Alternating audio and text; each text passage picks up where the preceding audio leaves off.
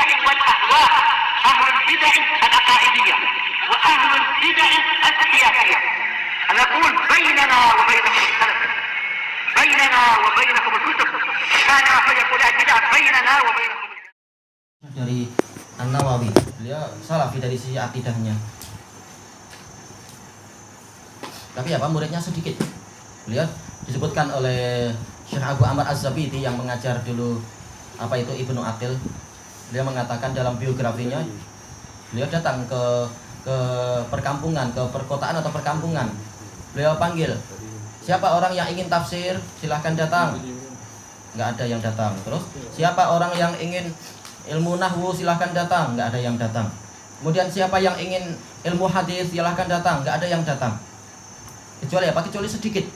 Nah, kemudian beliau setelah menyebutkan sekian jenis ilmu yang beliau tawarkan, nggak ada yang datang di sebuah kota itu. Beliau mengatakan, telah selesai tugas saya.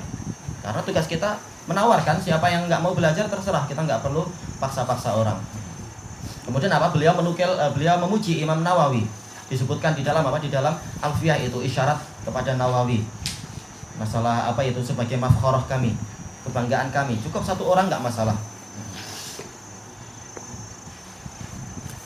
Walaupun apa Nawawi dalam masalah akidah banyak tidak mengambil dari apa Ibnu Malik, tapi mengambil dari syekh-syekh dia yang lain yang merawat dia sejak kecil. Ini memang bahayanya apa itu pendidik yang salah. Bismillahirrahmanirrahim. Kita masuk ke hadis keberapa? Ketiga kah? Usul tafsir. Oh iya. Masih di muka surat 76. 76 wa amma Masih dari ucapan siapa? Syekh Ibnu Utsaimin rahimahullah.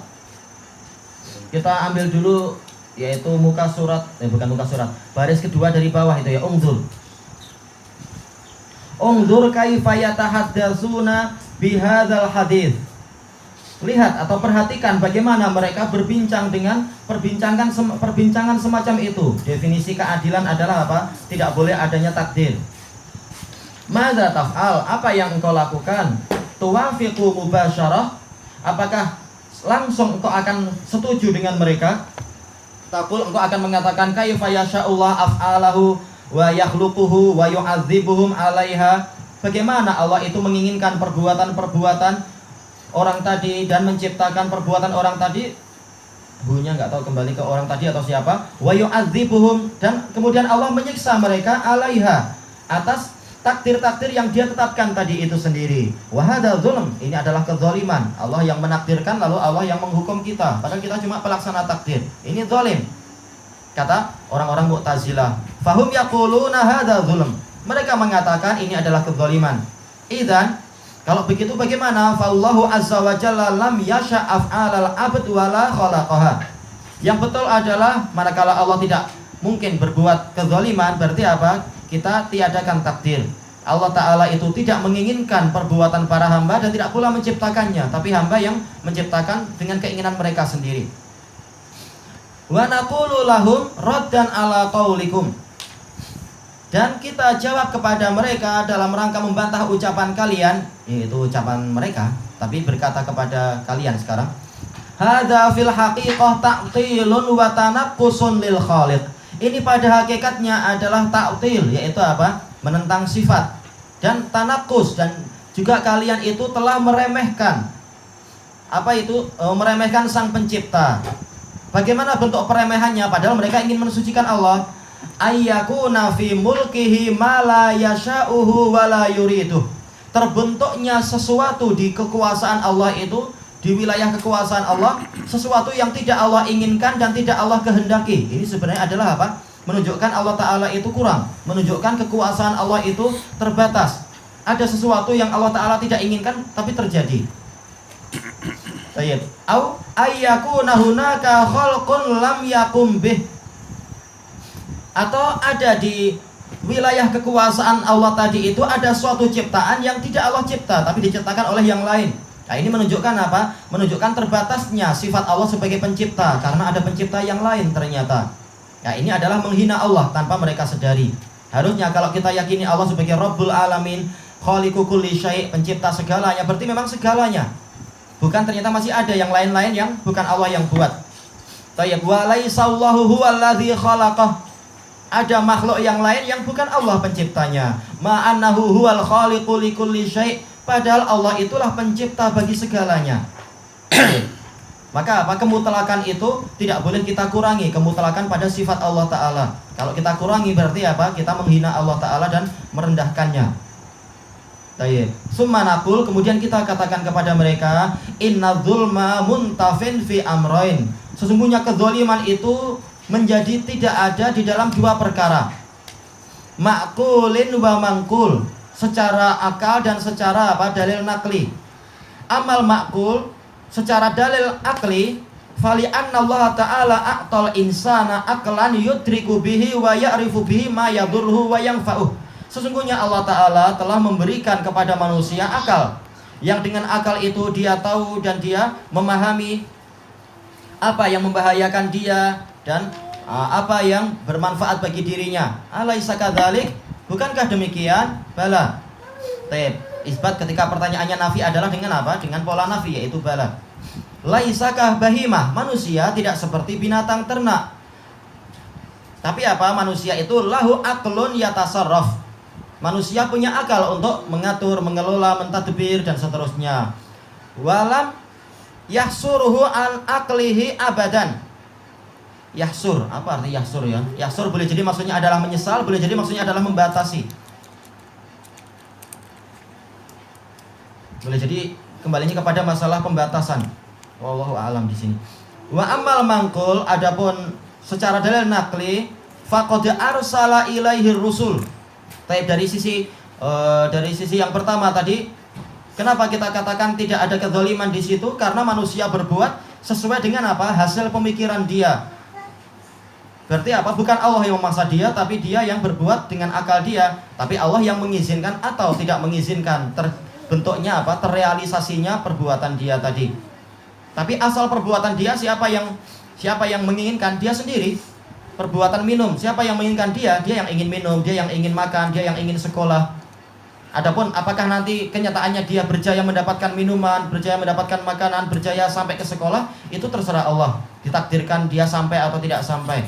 Tapi keinginan itu datang dari siapa? Dia sendiri. Dan seterusnya. Dan dalil sangat banyak. Masalah manusia punya keinginan. Kenapa?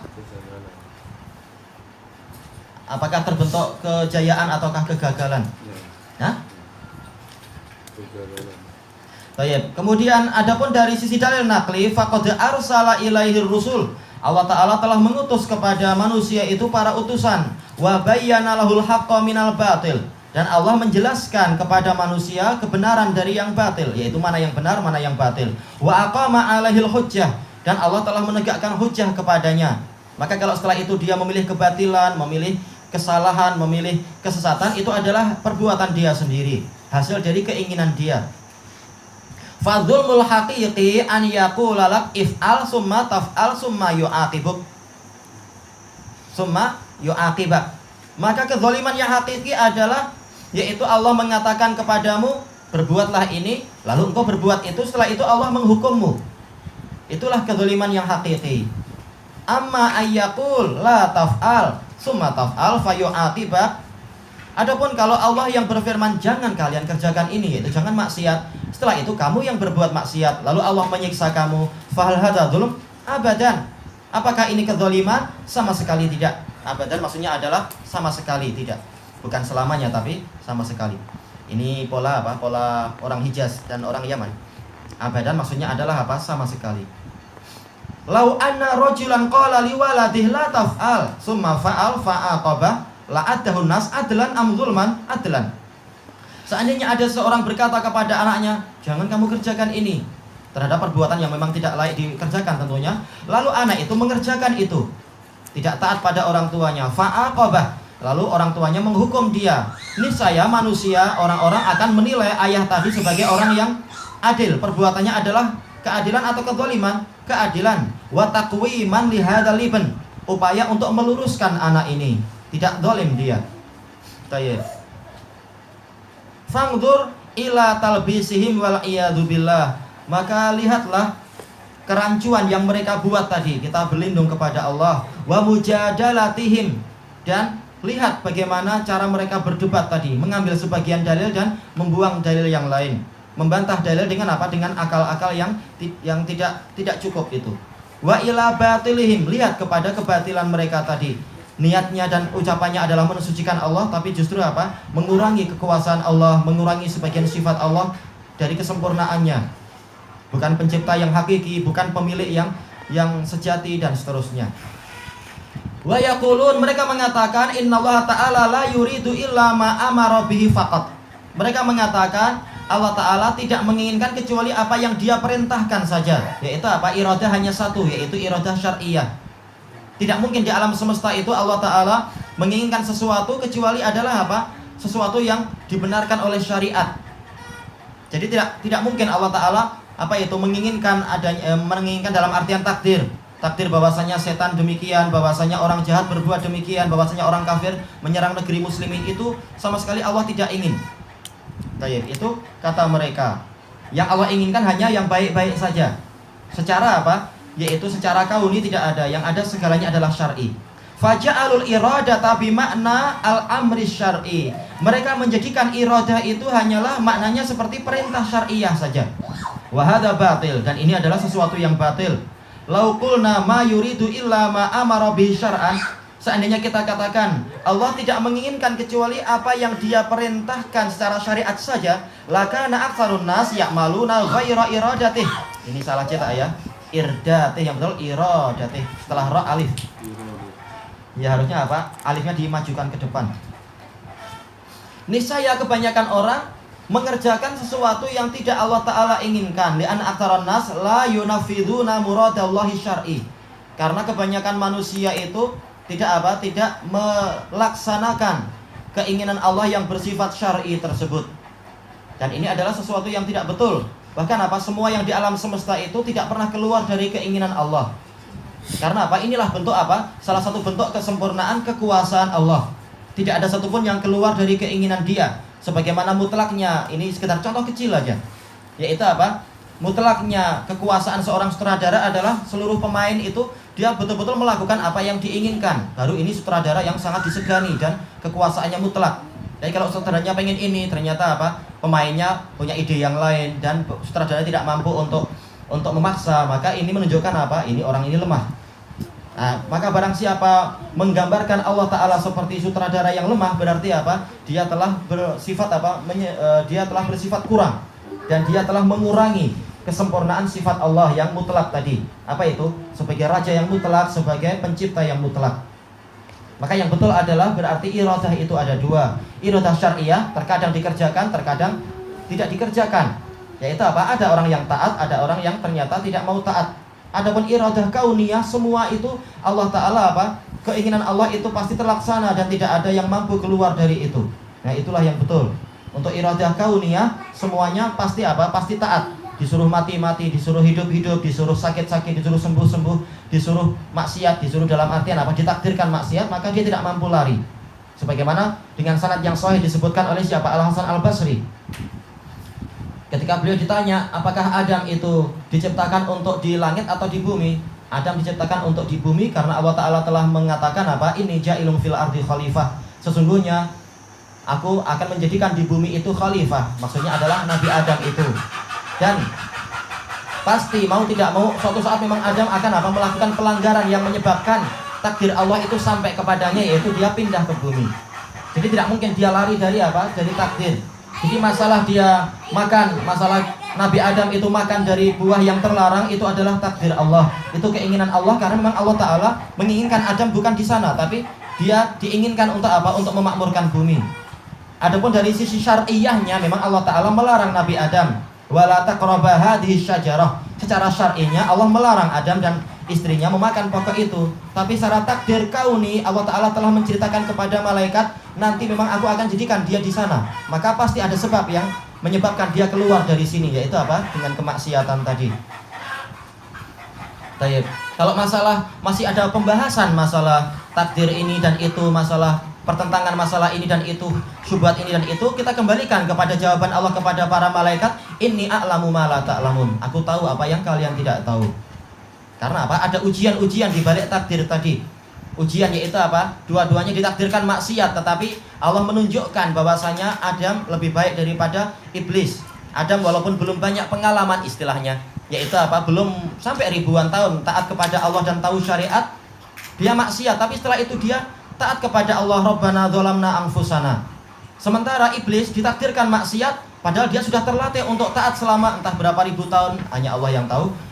Sekali maksiat, kemudian dia dihukum, ternyata apa? Dia menjadi durhaka, bukan mengatakan Rabbana dzalamna anfusana, tapi mengatakan apa? Ara'aita hadzal ladzi karramta alayya la in akhartani ila yaumil qiyamati la ahtanikan dzurriyyatahu illa qalila. Apakah engkau tidak melihat ya Allah? Ini naudzubillah kalimatnya itu. Seseorang yang engkau jadikan dia lebih mulia daripada saya. Seandainya engkau mengakhirkan saya sampai hari kiamat, pasti saya akan menyesatkan keturunan dia kecuali sedikit saja. Ini kalimat naudzubillah. Menunjukkan apa? Takdir Allah ada hikmahnya di balik itu. Menunjukkan siapa orang yang layak untuk nantinya naik ke surga dan siapa yang layak untuk apa? Dibakar di dalam neraka. Jadi cara yang betul adalah apa? Kita imani takdir kauni dan takdir syar'i, dan kita apa? Percaya akan hikmah Allah di balik itu. Bukan untuk mempertentangkan antara apa? Dua keinginan tadi, keinginan kauni dan keinginan syar'i. Ilahuna wallahu a'lam.